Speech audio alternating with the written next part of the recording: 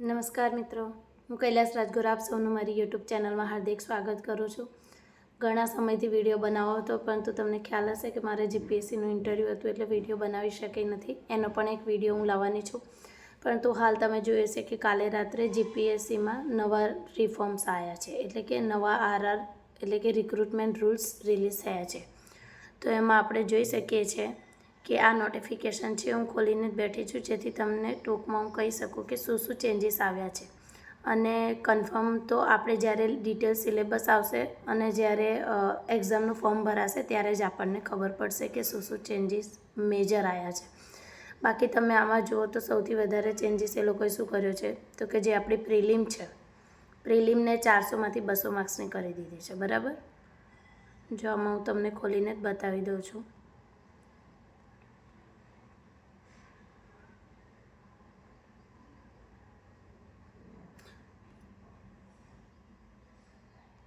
આમાં લખ્યું છે કે પ્રિલિમ 200 માર્ક્સની હશે. બરાબર, હવે એમાં આપણે જોવાનું રહેશે કે 200 માર્ક્સની છે તો એમાં એક ક્વેશ્ચન 1 માર્ક્સનો હોય છે કે 2 માર્ક્સના.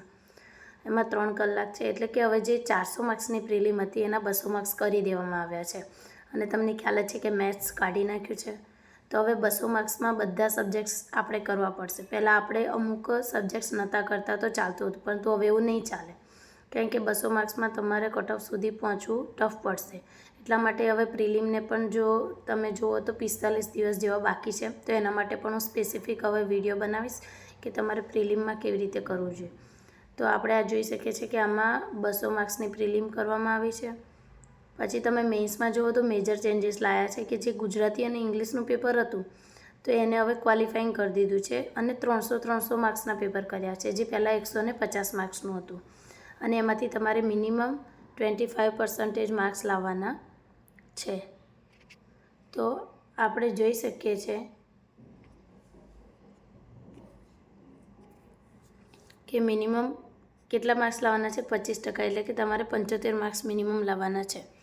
અને આપણે જોઈએ તો બીજા જે એસએના જનરલ સ્ટડીઝ 1, 2, 3 તો હતા જ, પરંતુ જનરલ સ્ટડીઝ 4 ઉમેરાયું છે, એટલે કે એમાં એથિક્સને ઉમેરાશે. એથિક્સનું પેપર અલગ આવશે અને બધા પેપરનું વેટેજ વધારી દેવામાં આવ્યું છે 250 માર્ક્સ. હવે ચેલેન્જ એ રહેવાનો છે કે 250 માર્ક્સનું પેપર તમારે 3 કલાકમાં લખવાનું છે, જે આપણે 150 માર્ક્સના લખતા હતા. તો હવે તમારે ડિટેલમાં સ્ટડી કરવું પડશે. દરેક સબ્જેક્ટ્સ પર સારી આપણે પકડ રાખવી પડશે અને સારી તૈયારી કરવી પડશે. તો જ આપણે હવે મેઇન્સને ક્વોલિફાઈંગ કરી શકીશું, કારણ કે મેઇન્સ હવે થોડી ટફ થઈ ગઈ છે. સેમ તમે જોઈ શકો યુપીએસસી જેવી જ કરી નાખવામાં આવી છે. તો હવે તમે જુઓ તો તમને ખબર પડશે કે હવે ડિટેલમાં તમારું જો હશે તો તમે પાસ કરી શકશો.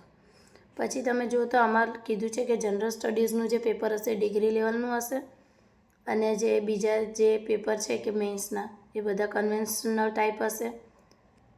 અને જે આપણું જે પર્સનાલિટી ટેસ્ટ એટલે કે જે ઇન્ટરવ્યૂ છે એ હાલ તમને ખ્યાલ હશે કે 100 માર્ક્સનું હોય છે, એની જગ્યાએ હવે 150 માર્ક્સનું થશે. એટલે કે ટોટલ તમે જુઓ તો 1400 માર્ક્સની એક્ઝામ થવાની છે, 1250 મેઇન્સના પ્લસ 150 ઇન્ટરવ્યૂના. તો હવે તમે જુઓ તો 1400 માર્ક્સની એક્ઝામ છે, એટલે 1-2ની એક્ઝામ હવે મોરલેસ યુપીએસસી જેવી થઈ છે. તો આપણે હવે ડિટેલ એની તૈયારી વ્યવસ્થિત યુપીએસસી લેવલની કરવી પડશે, તો જ આપણે પાસ થઈ શકશું. અને તમે આમાં જુઓ તો બધી પોસ્ટો આપેલી છે, એ તમે એકવાર ગો થ્રુ કરી લેજો કે કઈ કઈ પોસ્ટો છે. તો મિત્રો તમે જોઈ શકો છો કે હવે જીપીએસસીની જે એક્ઝામ છે એમાં સૌથી મહત્ત્વનું છે કે પ્રિલિમ. પહેલું તો તમારે પ્રિલિમ પાસ કરવી પડશે. એના માટે આપણે પ્રિલિમ સ્પેસિફિક હું આખો એક વિડીયો બનાવીશ કે તમારે પીવાય ક્યુઝને કેવી રીતે સોલ્વ કરવું. બરાબર, અત્યારે તમે કરંટને ફોકસ કરજો, એમસીક્યુઝ પ્રેક્ટિસ કરજો, પછી ન્યૂઝપેપર વાંચજો અને તમારા જે સબ્જેક્ટ્સ છે એ બધાને બેઝિક કોન્સેપ્ચ્યુઅલ ખાસ કરજો, કારણ કે હવે છે ને કોર એરિયાઝ પર ફોકસ કરી રહ્યા છો હવે જીપીએસસી. તમને ખ્યાલ હશે હવે એકલું ફેક્ચ્યુઅલ પણ નથી પૂછાતું અને એકલું કન્સેપ્ચ્યુઅલ પણ નથી પૂછાતું, પરંતુ આપણે બંનેની ભેગી તૈયારી કરવાની છે. કારણ કે મારે આ વખતે ઇન્ટરવ્યૂ હતું તો હસમુખ પટેલ સાહેબનું બોર્ડ હતું. બરાબર, તો તમે જોયું તો એમાં બધા ઓપિનિયન બેઝ ક્વેશ્ચન હતા, કોઈ ફેક્ચ્યુઅલ ક્વેશ્ચન નહોતો. એટલે તમારી જે પર્સનાલિટી છે એનો ટેસ્ટ કરવામાં આવે છે. એટલે પ્રિલિમમાં પણ જસ્ટ આપણે ગો થ્રુ જ કરવાનું છે, એના માર્ક્સનું કોઈ વેટેજ નથી. પરંતુ તમને ખબર છે કે જે પ્રિલિમ છે એ આપણા માટે સૌથી ઇમ્પોર્ટન્ટ છે, કારણ કે જો તમે પ્રિલિમ જ પાસ નહીં કરો તો તમે મેન્સ નથી આપવાના અને ઇન્ટરવ્યૂ સુધી નથી પહોંચવાના. એટલે મિત્રો આપણો જે પહેલો પડાવ છે એ આપણે એવી રીતે પાસ કરવાનો છે કે આપણને ટેન્શન ના રહે કે હું પાસ થઈશ કે નહીં. એટલે મિનિમમ 100+ માર્ક્સ આપણે લાવવા પડશે, તો જ આપણે પ્રિલિમમાં પાસ થઈ શકશું. તો મિત્રો બસ આ નવા આરઆર વિશે ચર્ચા કરવી હતી. હવે હું ડિટેલ પ્રિલિમ માટે વિડીયો લાવીશ. ત્યાં સુધી મહેનત કરતા રહો અને કંઈ પણ પ્રશ્ન હોય તો કોમેન્ટ બોક્સમાં પૂછતા રહેજો. All the best.